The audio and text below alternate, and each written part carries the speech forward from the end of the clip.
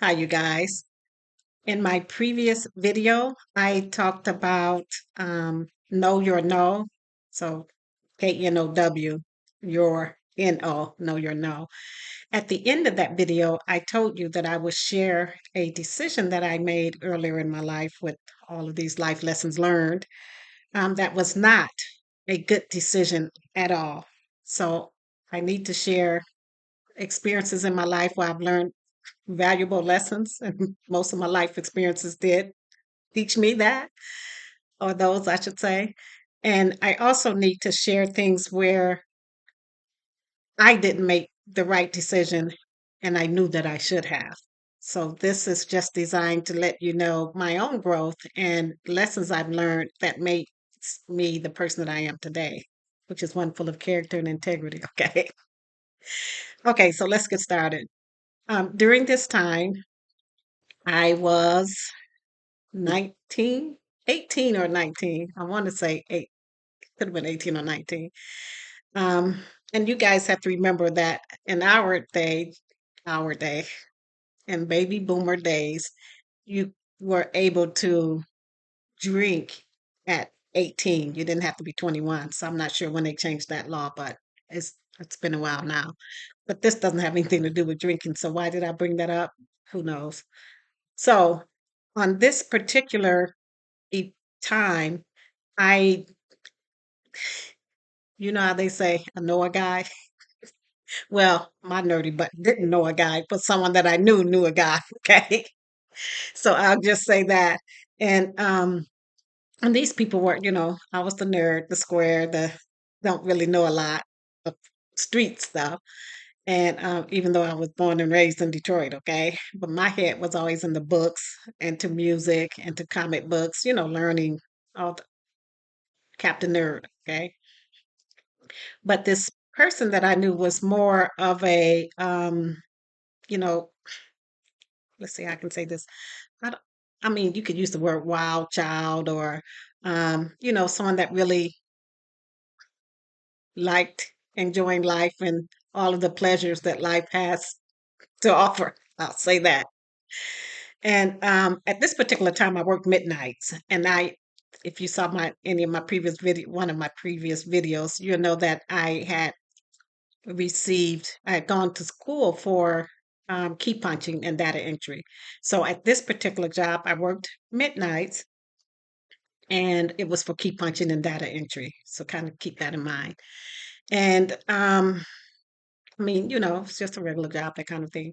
Well, this person happened to come by just before, probably about an hour before I was to start my midnight job. I'm saying midnight, but it was actually from 11 to 7. Yeah, 11 at night to 7 in the morning, which is fine. You're just sitting there, keep punching. And this particular person had her boyfriend with her. So it was my friend and her boyfriend. And her boyfriend was, shall we say, one who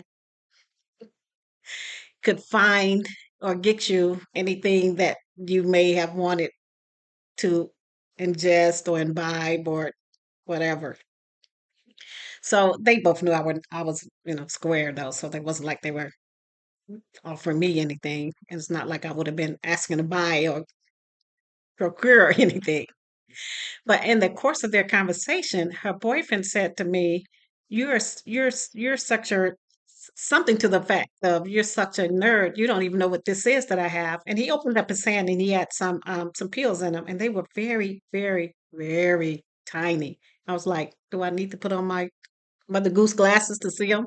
So I was like, "No, why would I know that? I mean, unless it's from a prescription bottle, then I could read the bottle." So everyone's laughing. Ha, ha, ha. Okay, funny. I get it.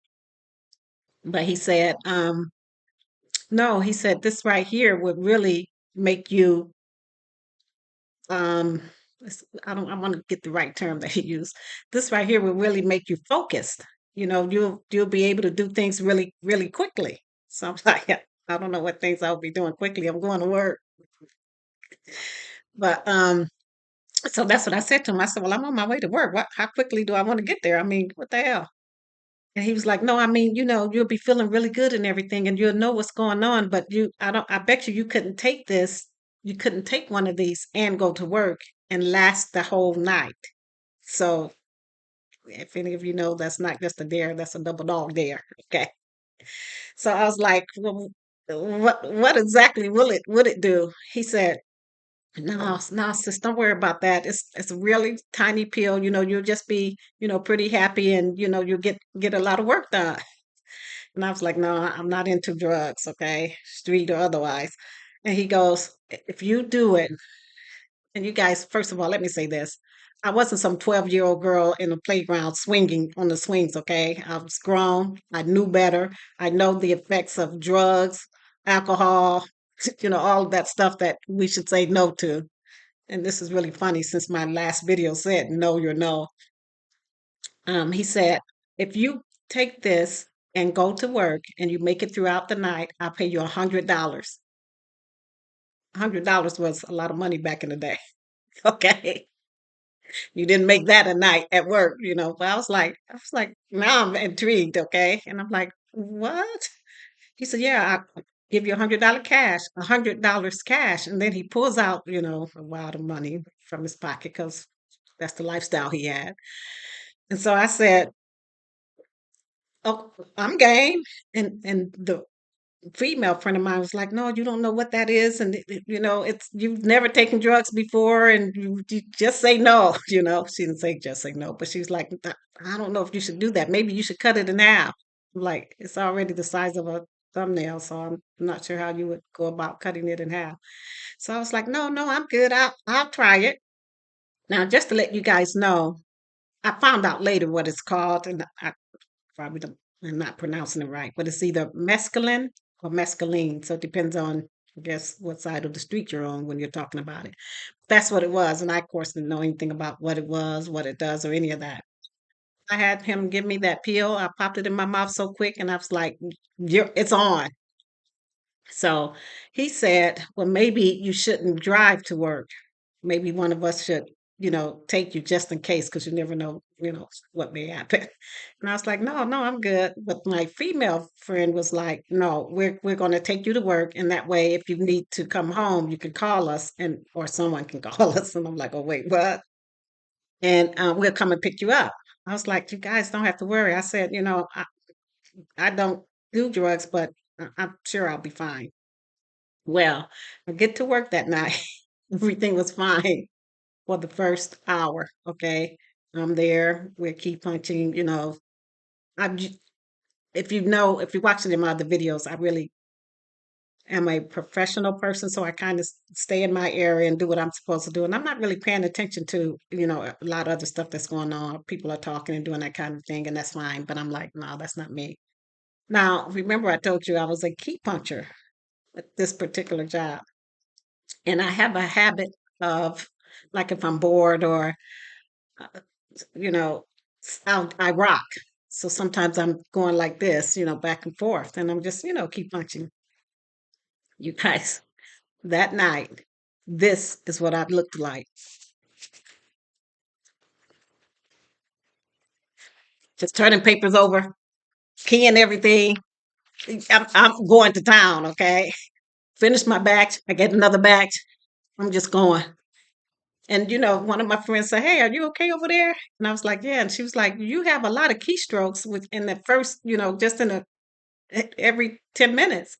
And I'm like, "Yeah, yeah, I'm fine, I'm good." And I'm just, I did well. It did speed things up for me, that's for sure. I guess it's like speed. So I don't know. I would think now that I'm thinking about it, 58 years later. Um, but I finished throughout the night. But I have to say this. So we have so many, they're like long containers that we have, like they're like this. And they're filled with little mini cards, like little index cards. And the index cards, of course, have numbers on them, and those numbers correspond to your key, what we're keying in and punching in. And normally we would do probably 4 to 5 during our 8-hour shift, you guys. Yeah, I did 14. I did 14. Supervisor calls me in the office towards the end of the shift, and she's like, no one's ever done 14 in an 8 hour period. I just hold on for a second. I need to check the accuracy, which makes sense. I'm like, yeah, you might want to do that. Ah! So she did that. No, no errors. Not, I'm not saying that this drug makes you smart and not make errors or any of that. I just happened to luck out that night. But I have to tell you that in my normal everyday routine doing that job, I have very little errors anyway. I'm very conscientious about whatever job I have, and I always make sure that I'm checking and double checking. So even though I'm going like Mario on the doggone keypad, I was making sure that the numbers I were seeing were the numbers that I was translating into the computer system there. So made it through the shift, and I mean, I didn't like feel any like illness or sickness or anything like that. And I didn't feel I thought that I was still acting normally because I'm thinking, hey, this is what you do. I'm not, everyone is like, look how fast she's going and she's going to get another crate, about a box. But I wasn't really thinking about it because the time was just flying by and I was just there at work doing what I needed to do. Now, all of that being said, hindsight. Can we really say hindsight? Because we all know better about drugs, okay? It was foresight, insight, hindsight, all sight. Knew that that was not something I should have take. That was not the type of dare I should have ever taken. And even though I said it didn't, I didn't feel any illness or anything like that, there is that part of you that says, now you know you were wrong. And you took a high risk because if you were allergic to whatever this was, or it was some type, if it was laced with something, you could have wound up in a hospital room. You could have wound up brain dead. You could have wound up with your heart stopping. Anything could have happened. So, as far as I'm concerned, my being here today to even tell this story has nothing to do with me. Okay. Some other power came in and was like, okay, we protect children and fools. So, she's not a child anymore. So I wanted to share that for many reasons because many of my videos that you guys are looking at, they're after I've learned powerful, positive lessons and I'm applying them in my life and I'm adapting my life to them and I'm creating what I want to create. But there were times, of course, just like with anyone, that we fall short of our own expectations.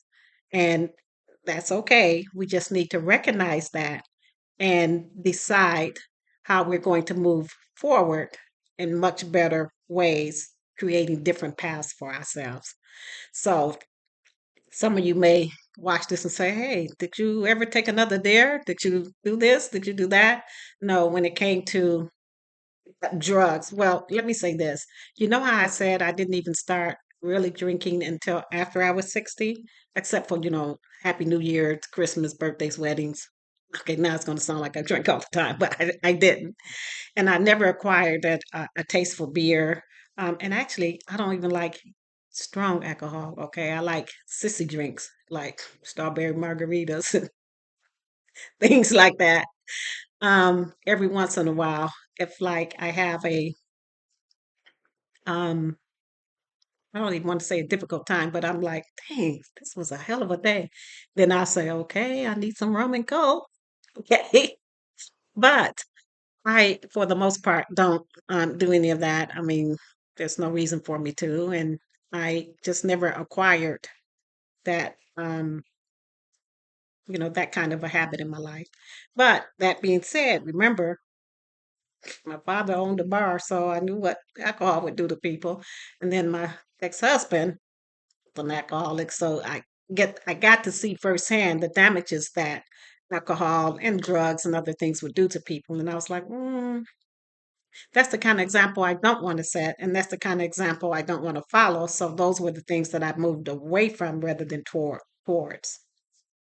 So anyway, I wanted to share that. This is kind of a short video, but again, I just wanted to say the time that I made a dare or took a dare was really a bad decision. Luckily for me, it didn't, it could have been worse and it wasn't.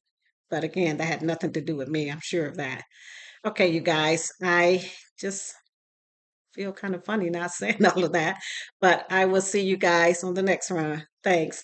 If you've had any type of experience like that, or you were coerced into taking a dare or joining someone to do drugs for the first time, and it's a story that you are comfortable with sharing with, leave that in the comments here. The whole point of this life lessons learned story is for all of us to interact and communicate with each other, and we can learn lessons from what other people have gone through. So that's it for this one. See you later.